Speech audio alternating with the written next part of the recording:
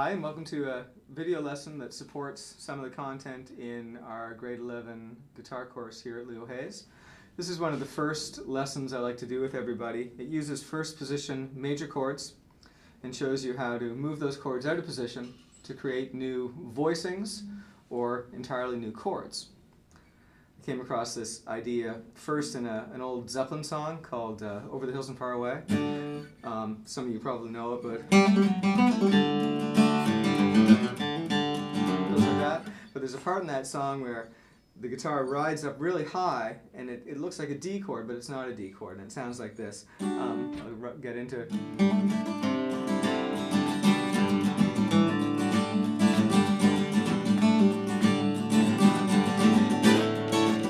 This part here.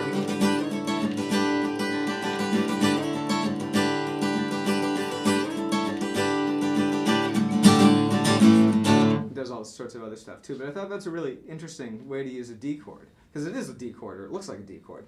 It's just simply a D chord here, slid out of position, so here it is. Here I'm on the 7th and 8th frets now, and then it slides up 2 more frets to the 9th and 10th frets, and it makes this new sound.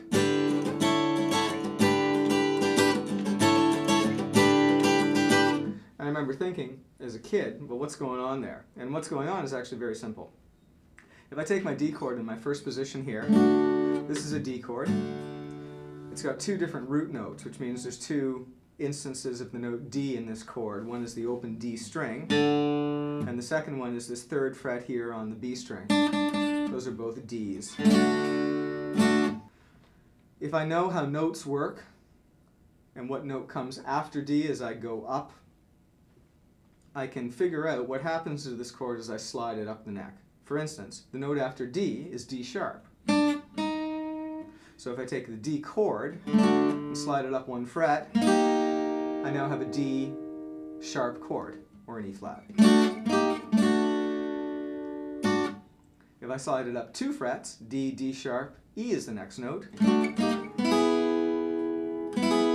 This is now an E chord. Now it doesn't look like an E, and if you were to just take a photo of my hand just right here, you'd think, oh, that's a D chord. But it's not a D anymore, because I've moved it up. The root note is now E. Now what about the open D string? I'm not actually playing any of the other strings. When you strum a D chord in the first position, you're using 4 strings, the top 4 strings of the guitar. When I slide that up, a D note is no longer part of my chord, because it's not a D anymore, it's an E.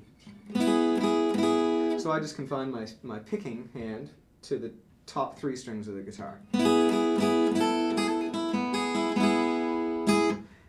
It's an E chord. Now you ask most guitar players, play me an E, they're going to do this in a first position E.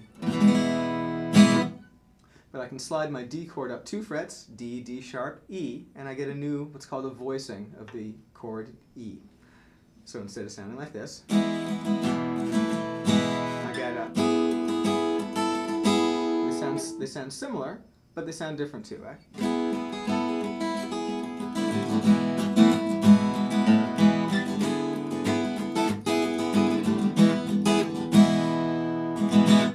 And that can help you be creative when you're arranging songs. And again, everyone, playing the E chord, here's your E, right? Well, there are other ways to play an E chord. Take this, for instance. I can take a progression that has a D in it, and a G, and an A. And I can play it using my first position chords like most people would.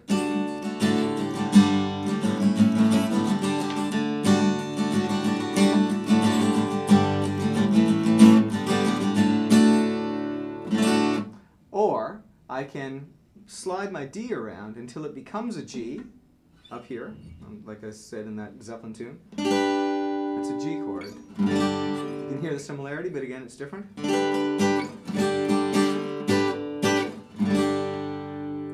This 3rd chord in my progression is an A. I take my D chord up here, it's a G chord. Slide it up 2 more frets, it becomes an A.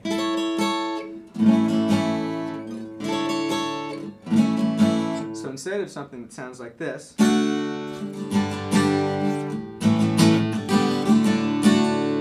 get something that sounds like this.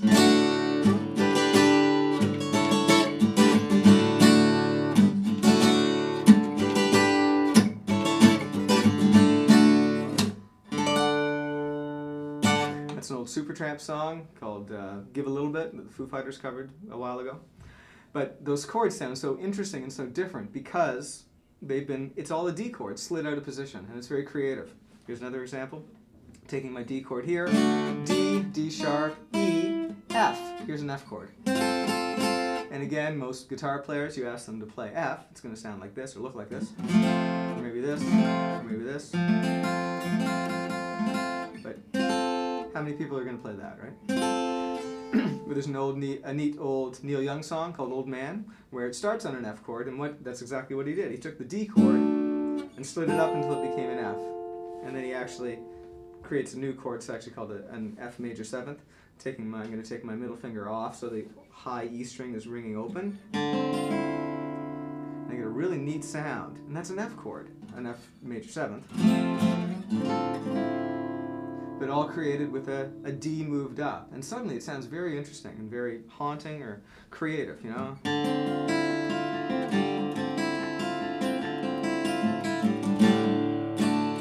Instead of this.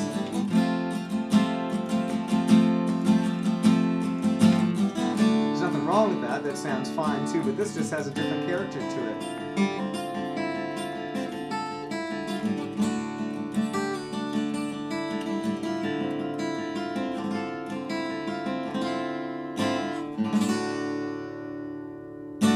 So this works for any first position chord, and I'm just going to go over a few more of them, because some of them are easier to work with than others. D is great, because you can just slide that thing anywhere and it's going to sound like a chord, as long as you're confining yourself to strumming the top 3 strings.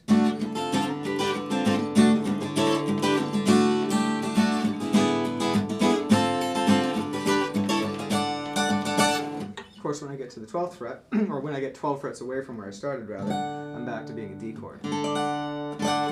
But some other chords that work really well too. Here's a C. Again, first position C. My root notes are here. The first finger's playing it on the B string and the third finger's playing it on the A. Those are both C notes. If I refer to my circle of notes, the note that comes after C is C sharp, and then D. So here, a C chord moved 2 frets. Is going to be some kind of a D chord. It's not exactly a D chord because I've got the open G string that's ringing out. There it is. This is actually a D suspended 4th. It sounds a little bit like a D. Here's my first position D. And here's my C moved up to become a D. And again, that's an interesting sound. And you ask people, play me a D chord, you're going to get that. You're not often going to get this kind of thing. It has a really nice ringing sound to it. Here's the start of an old REM song from the 80s, I guess.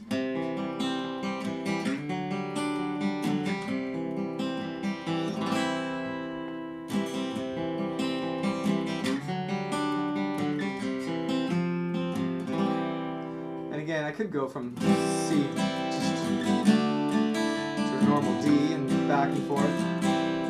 That slide and creating that different sound with that C chord moved up, that's really interesting, I think.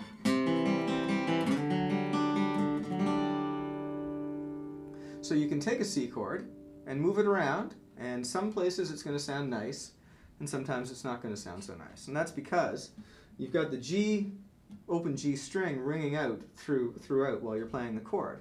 And sometimes it's going to work with the chord, and sometimes it's not. You know, for instance, here's an example of it not working, I think. Well, that's kind of an odd sound. It's kind of interesting, I guess. That's kind of odd.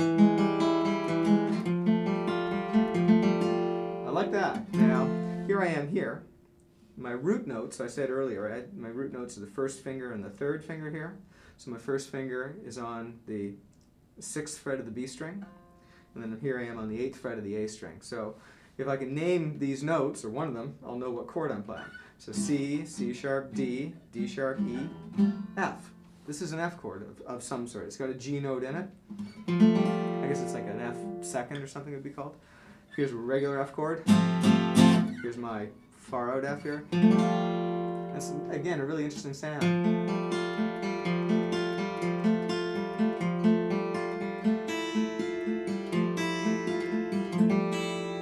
Ooh, you know? And again, you just wouldn't get that effect using a first position F chord. Move it up 2 more frets, F, F sharp, and G. And this is a G chord. And here, that open G string rings out perfectly. It works with the chord because it is a G chord after all, and that G note is part of the G chord. So if you can imagine a chord progression that goes from like F to, or G to F.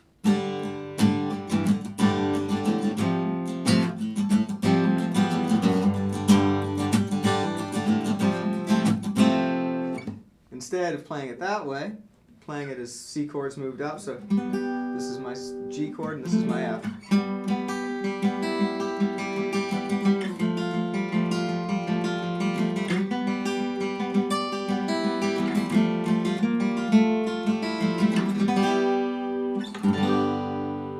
So this principle works with a C chord really well too. But again, you're going to find places where it doesn't seem to work. Ew.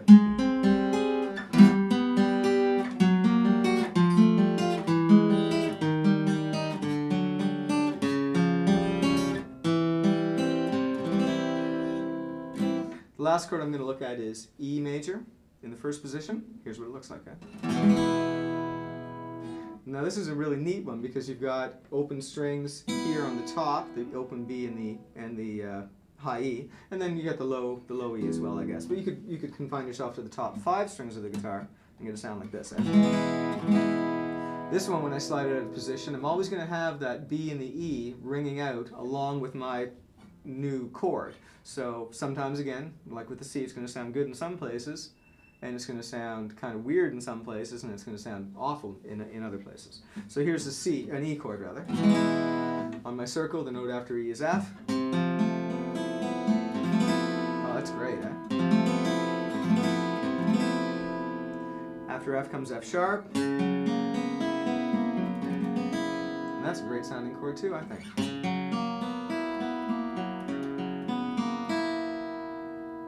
Here it is as a G chord. And again, that's not too bad. That high E doesn't seem to fit.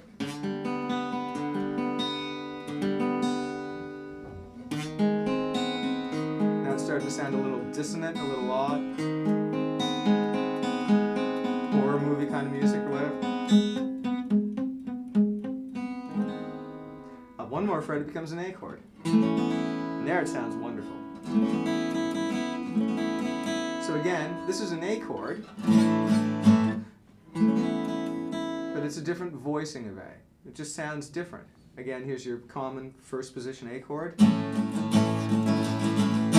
Here is this new A chord, and it's an E moved up. E, F, F sharp, G, G sharp, A. So imagine if I had a little chord progression that went from E to A.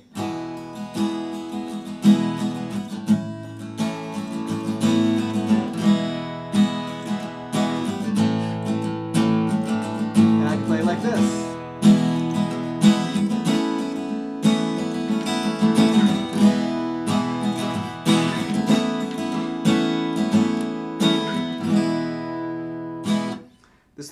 This thing works in other places too. Here it is as a B chord, so here I am on the 8th fret and 9th frets.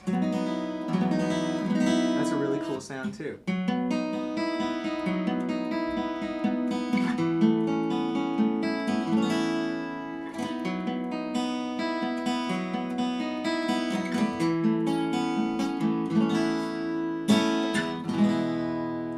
Playing there was a B of some sort, down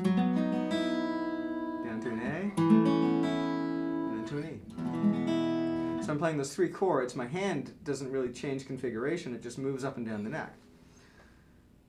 Here's a little bit of an 80s tune from a band I used to listen to a lot in high school called the Jazz Butcher Conspiracy, but they had a neat little song that was just, it always sounded really interesting to me, and when I figured out you could move chords around, it made perfect sense. It starts with an E up here on the like 13th and 14th frets, and it goes to a B, to an A,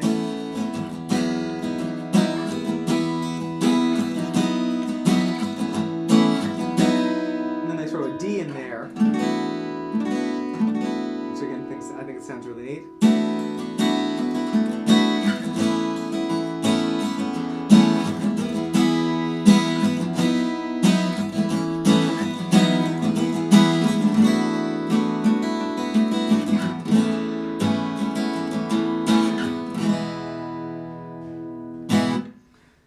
Two more chords to talk about, but really quickly. The first is G.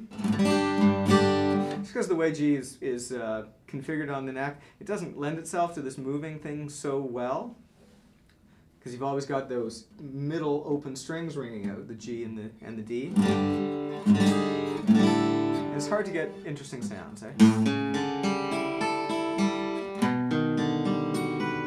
They're all going to sound kind of dissonant until you get up here to a C chord. So here I am. This is my root note here on the 3rd fret of the low E string. It's my G note.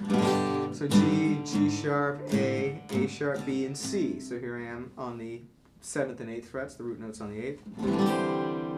And there was an old Rush song that had this chord in it. And again, first time I heard it, like, what is that? But it's this G chord moved up.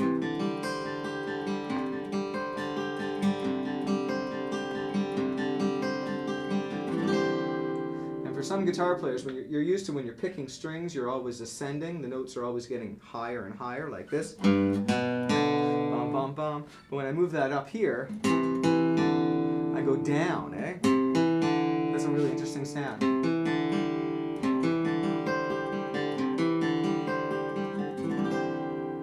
Might work okay in a D position, I'm not sure.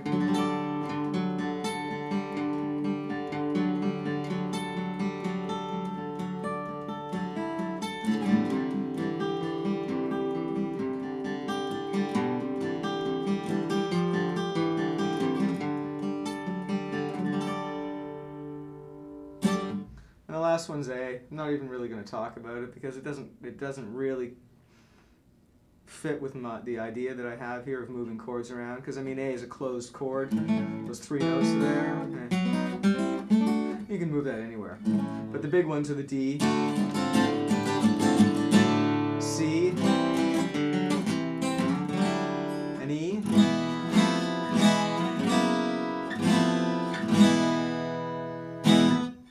So the assignment that branches off from this whole idea is to write a chord progression, like a simple song, no lyrics, a song that kind of features the sound of these sliding chords.